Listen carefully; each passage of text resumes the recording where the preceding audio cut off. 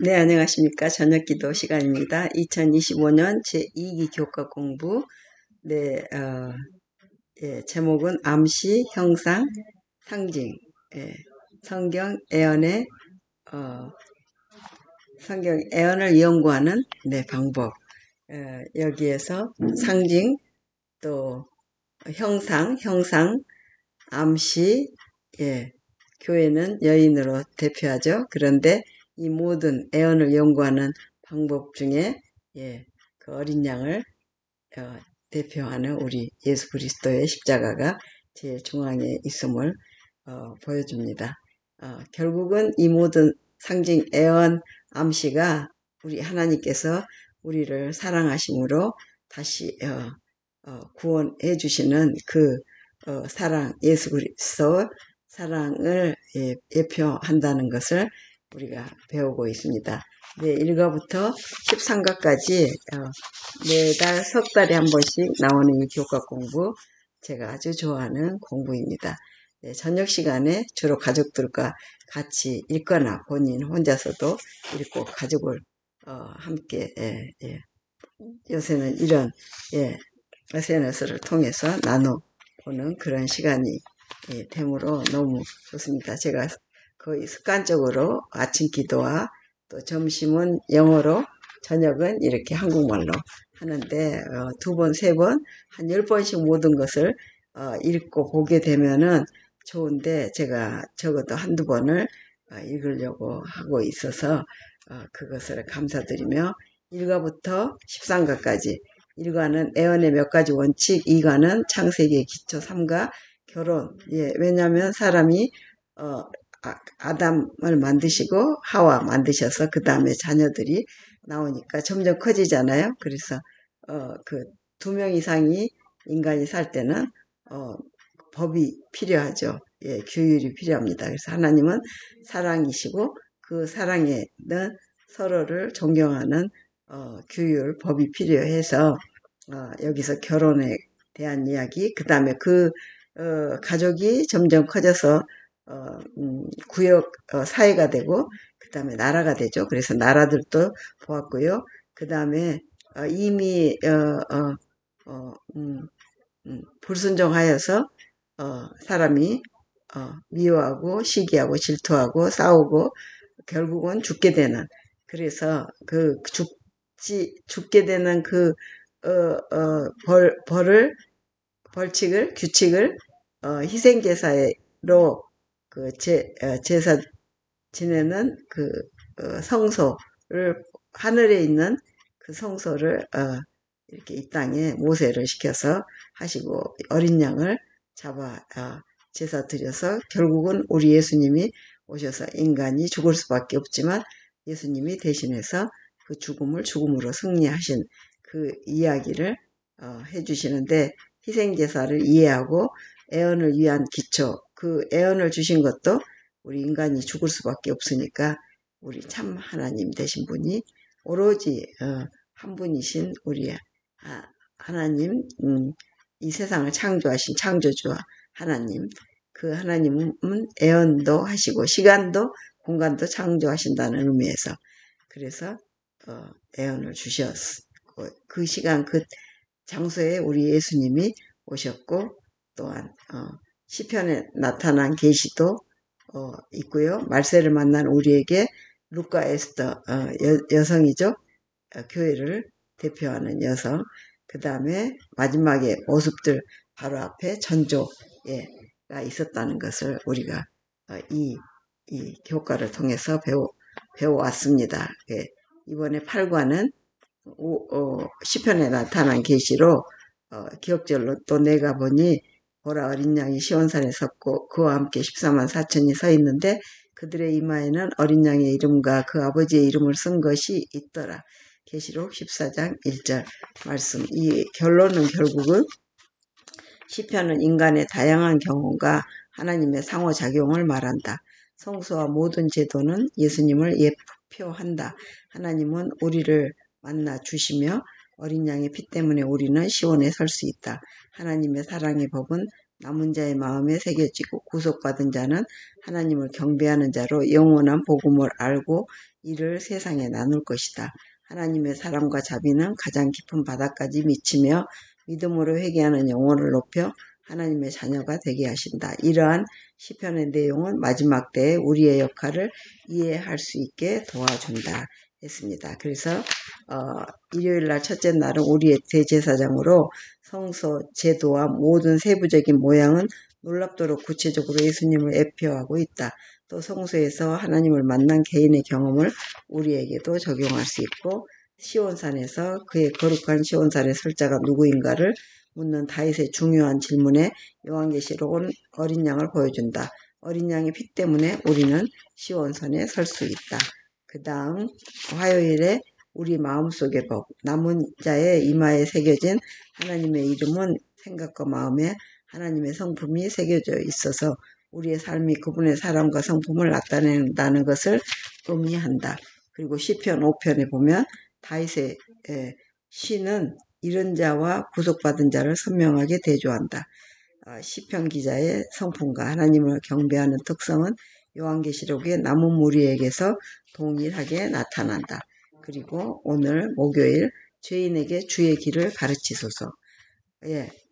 이사야 6장 1절로 8절을 보좌실 장면에서는 이사야는 내 악이 제하여졌고 네 죄가 사하여졌느니라 라는 말을 들은 후 내가 여기 있나이다 나를 보내소서. 이사야 6장 8절라고 대답했다. 즉 그가 하나님과 바른 관계에 있는 것을 알게 된 후에는 자신의 잘못을 알았음에도 불구하고 주님을 위해 일할 준비가 된 것이다. 우리도 마찬가지가 아닌가. 우리 자신이 구원을 얻지 못했다면 어떻게 다른 사람에게 구원을 선포할 수 있겠는가. 우리는 예수님을 믿고 그분이 우리를 위해 하신 일을 믿음으로써 구원의 확신을 가질 수 있다. 시편 51편 7절로 10절을 읽어보면 용서받고 죄에서 씻음받은 후 다윗은 무엇을 하겠다고 약속했는가. 하나님의 임재 앞으로 부름받은 것은 결국 다시 보내심을 받는 것이다. 당신의 무한한 지혜 가운데 하나님은 구속받은 자들에게 타락한 세상을 향한 그분의 소리를 담당하여 봉사하도록 사명을 주셨다. 장차 때가 이르면 그분의 백성이 외치는 목소리가 온 땅을 진동하게 할 것이다.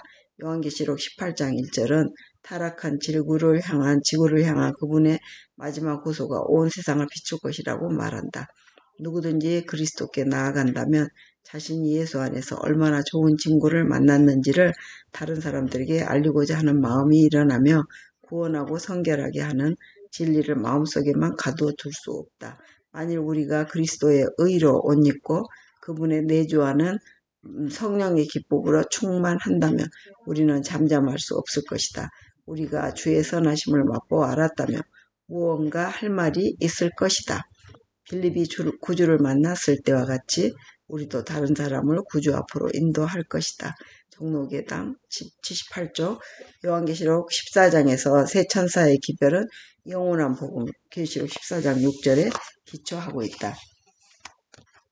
즉 하늘과 땅과 바다와 물들의 근원을 만드신 계시록 14장 7절 본을 경배하라는 기별이나 바벨론의 멸망에 관한 선포 14장 8절 그리고 짐승과 그의 우상 14장 9절을 경배하지 말라는 경고가 전파되기 전에 복음의 기초 곧 예수 안에 있는 구원이 먼저 선포된다. 왜냐하면 이 기별을 전하는 사람 스스로가 예수님과 그분께서 자신을 위해 하신 일에 대한 소망과 약속을 확신하지 않으면 경고와 새 천사의 기별은 아무 의미가 없기 때문이다. 영원한 복음을 제외하고는 우리가 세상에 전할 가치가 있는 것은 아무것도 없다. 묵상하면 새 천사의 기별이 선포되기 전에 먼저 영원한 복음이 주어졌다는 사실을 깊이 생각해 보십시오. 적용해 보면 이것은 우리가 믿고 행동하는 모든 것에 복음의 진리가 얼마나 중요한 기초가 되는지에 대해 무엇을 말해 줍니까? 교훈을 보시면 이사야는 정결케 하심을 경험한 후 보냄을 받았다. 죄인을 구원하는 영원한 복음을 먼저 경험할 때 세상에 새 천사의 기별을 전하는 부름을 감당할 수 있다. 그래서 영감의 교훈을 다시 보시면 제자들에게 위탁된 복음 진리 전파 사명, 예수께서 하시기 위하여 오셨노라고 선포하신 그 위대한 사업은 땅 위에서 당신을 따르는 자들에게 위탁되었다. 그리스도께서는 우리의 머리로서 구원의 위대한 사업에 앞서 인도하시며 우리에게 당신의 모본을 따르라고 명령하신다. 그분은 우리에게 세계적인 기별을 주셨다. 이 진리는 모든 나라와 방언과 백성에게 전파되어야 한다. 교회 증언 3권 388쪽입니다. 네, 함께 기도하시겠습니다. 하나님, 허물을 알면서도 덮으시고 세우셔서 보내시는 주님의 복음과 권능에 감사합니다. 자신을 바라볼 때면 주신 사명을 감당하기 어렵게 보입니다. 부르시는 사랑의 주님을 바라보며 주어진 곳에서 복음의 빛으로 세상을 비추도록 힘 주옵소서. 아멘. 아멘입니다. 네, 제가 이거 읽을 때 사실 저도 이제 위가 조금 만성 위염도 있었고 그랬는데 지금 굉장히 좋아졌습니다. 그렇지만 피곤하거나 좀 힘들거나 또한 밀가루 음식을 좀 먹거나 좀 규칙적으로 먹지 않거나 그러면 우리 아이들 집에 갔다 오면은 하루 종일 그냥 먹게 돼요. 아이들과 같이 뭐 주다가 조금 그러다 보면은 어쩔 때는 위가 다시 조금 아파요. 그리고 이쪽으로 조금 한 3년 전에 약간 삐걱하던 것이 조금 더 먹거나 그러면은 그런데 저녁이 되면은 이거를 좀 항상 읽고 싶고 또 읽어야 된다. 또 읽으면은 한 거의 지금 10분이 넘었습니다. 그러면 조금 좀 힘들어요. 그럼에도 불구하고 읽고 나면 굉장히 기분이 좋습니다. 이거 읽고 이제 적어도 9시부터는 자려고 합니다. 그러면 9시 반이나 10시쯤 잠이 들더라고요. 근데 9시 반 넘어서 하잖아요. 그러면 그 10시 지나서 11시까지 막 가버리면 잠을 자는 게 참 힘들더라고요. 그렇게 나이가 이제 드니까 그래져요. 전에는 보통 11시 넘어서도 자고 그래도 힘들지 않았는데 이제 제가 갑상선 저기가 문제가 있어서 한 5년 전부터 그렇다고 했는데 약을 호르몬이니까 먹으라고 하는데 알고 보니까 그게 또 너무 항진증이나 뭐 저하증 이게 왔다 갔다 한다고 하네요. 그래서 그냥 일찍 좀 자기로 했습니다. 일찍 자고 좀 규칙적으로 먹고 약간 영양가 있는 것들을 좀 더 보충해서 먹는다는 게 쉽지는 않아요. 그런데 이제 제가 결국은 약 안 먹고 이제 그런 걸 지키면서 오다 보니까 괜찮은 것 같아요. 그런 뭐랄까 정세가 좀 나타나도 그런데 이제 이걸 꼭 읽고 싶어요.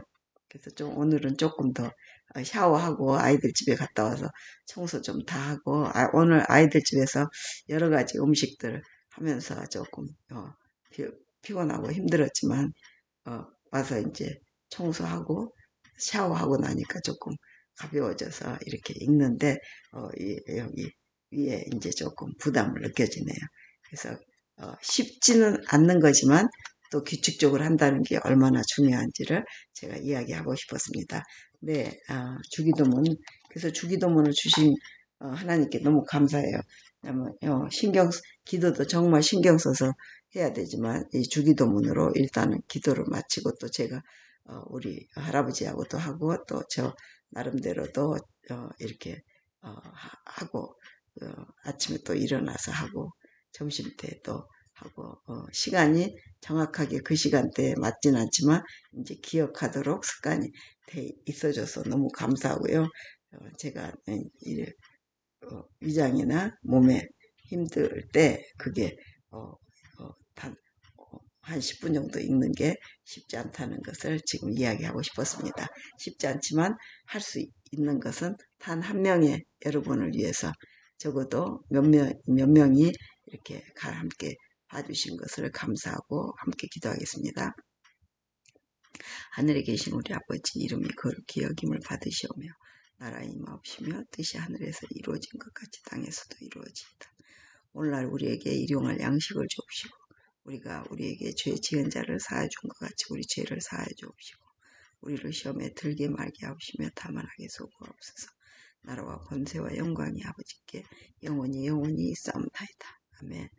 그리고 우리 가족들이 제가 저 영상을 보든 안 보든 이렇게 스쳐 가게 되거든요. 그래서 아침, 점심, 저녁에 기억하며 함께 기도하고 엄마가 그래도 잘 계시구나 하는 것을 또 보여주는 역할도 하니까 제가 놓칠 수가 없죠.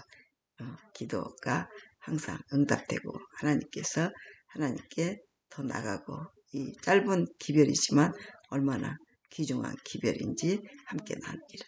May God bless all of you. See you tomorrow morning. 아멘.